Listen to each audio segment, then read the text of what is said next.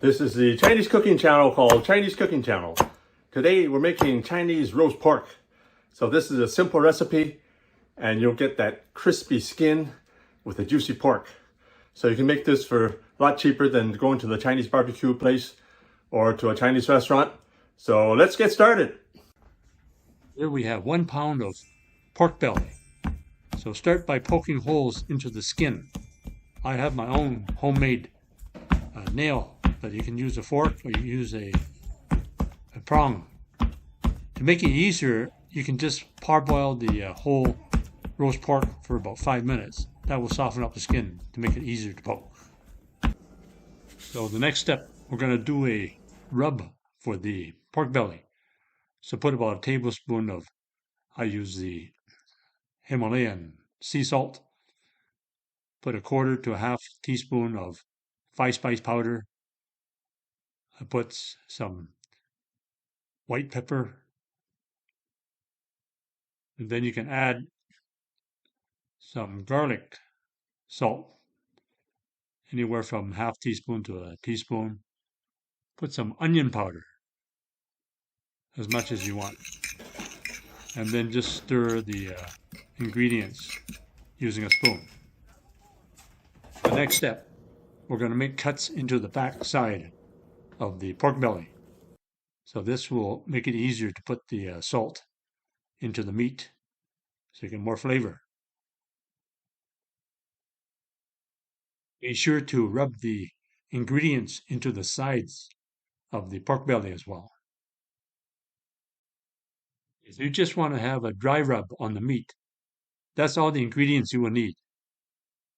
But if you want to put sauce on the bottom of the meat, you need a soybean sauce. So this is a really good brand, but if you want to use a more common brand, it would be the Lee Kum Kee black bean sauce, which is also a soybean sauce. So you put 1 to 2 tablespoons of this soybean sauce and rub it all over the meat on the bottom, and be sure to rub some on the sides of the pork belly. You can also use hoisin sauce if you like. So hoisin sauce is also a soybean-based sauce, but hoisin sauce has some chili in it, so it will give it a nice kick in the flavor. Because we're using an air fryer to cook this pork belly, we need to wrap some tin foil all around the pork belly. So this will keep the heat inside the pork belly and also keep the drippings and the oil from dripping all over the place. As a side note, the size of your piece of pork belly should be 1 pound to 1.5 pounds maximum, because depending on the size of your air fryer, any piece bigger than that won't fit inside. So the last step, just rub some salt. I'm using the Himalayan sea salt. Rub some salt on the surface of the skin just to soak up the moisture and also add extra flavor to your pork belly skin. The air fryer, I'm going to set the temperature at 325 degrees Fahrenheit and cook it for 25 minutes. Or you can set the setting for the heat at 350 degrees and cook it for 20 minutes.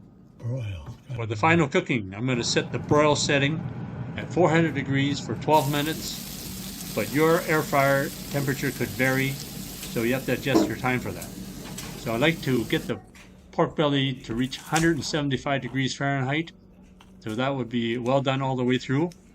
When you get 165 degrees Fahrenheit, that will be medium well with a slight amount of pink in it. The pork belly rests for 10 to 15 minutes to draw all the juices back into the meat. And then cut it into, in this case, 3 pieces. And then chop the pork belly into bite-sized pieces. Ooh, look at that, look at that. Juicy, juicy roast pork with a crispy skin and lots of flavor in the meat. So the bean sauce adds a lot of flavor to this roast pork. Nice and crispy skin. The meat is really juicy. Give this recipe a try and tell me what you think. How you can order the products and ingredients that I use in my cooking videos.